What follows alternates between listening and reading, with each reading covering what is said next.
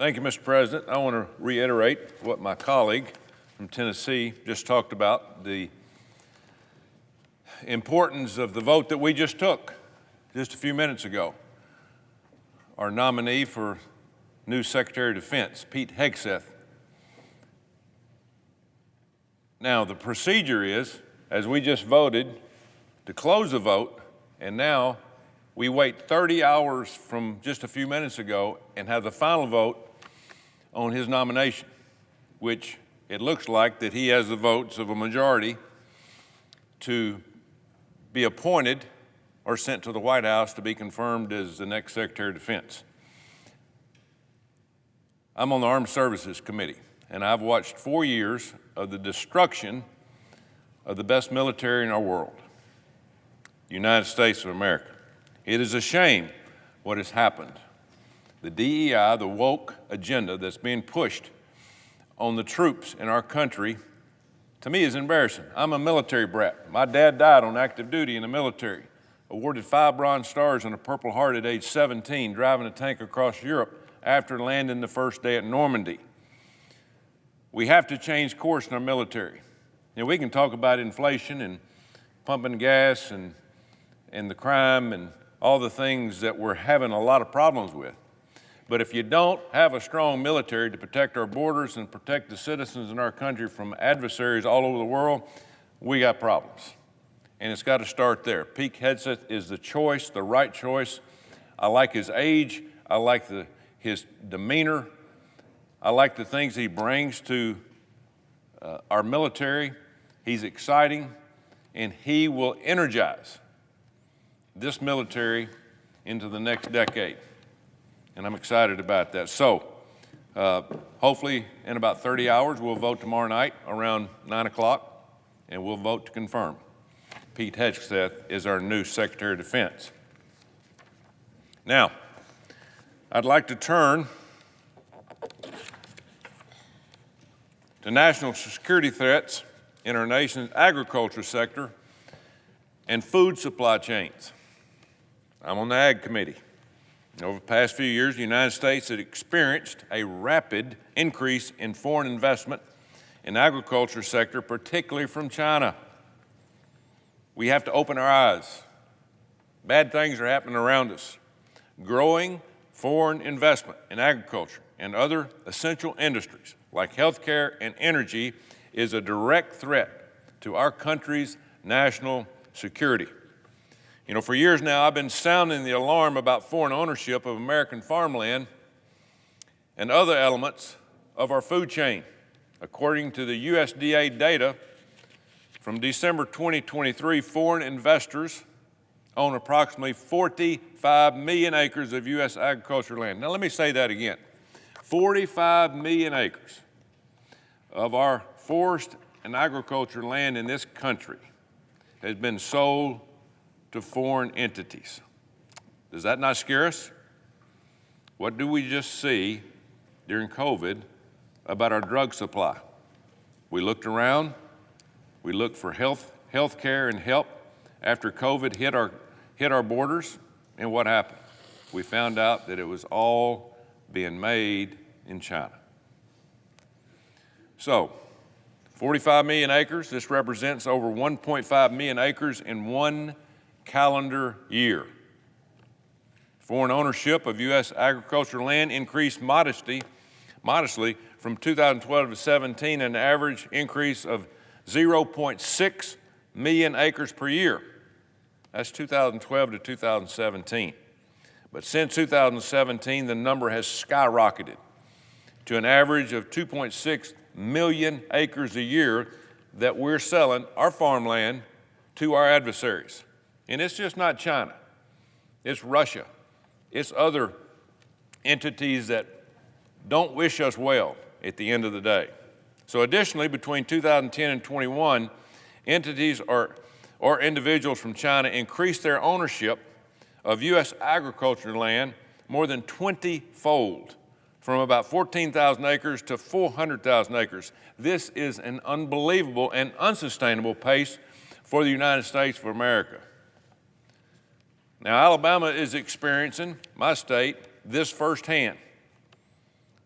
We have the fourth largest amount of foreign-owned agricultural land in the United States at 2.2 million acres, most of which is forest land. It's not really agriculture in terms of growing row crops. It's basically our forest. You know, I represent over 62,000 farmers in the state of Alabama. I hear from them time and time again about foreign activity in our agriculture community. Threats like these are something our states can't handle all on their own, which is why President Ford established the Committee on Foreign Investments in the United States, also known in short terms, CFIUS. This was in 1975. In other words, this committee is supposed to keep an eye on foreign investments in our country. This is the governmental body that oversees the vetting process of foreign investments and acquisition of American companies in the interest of national security. CFIUS is composed of 9 members of President's Cabinet, including the Secretary of State, Treasurer, Defense, Homeland Security, Commerce, and Energy, the Attorney General, the U.S. Trade Representative, and the Director of Office of Science and Technology Policy also sit on this vetting board of industry and land in our country. Nowhere on that list did you hear me say the Secretary of Agriculture. Now, why is that? Chinese investors and companies own 277,000 acres of agriculture land in the United States. Considering the massive increase in foreign investment in our country, we need additional oversight for what's going on in our country. We got our eyes closed, which is why yesterday I introduced the Foreign Adversary Risk Management Act, called the Farm Act, here on the floor, that will accomplish 3 major things.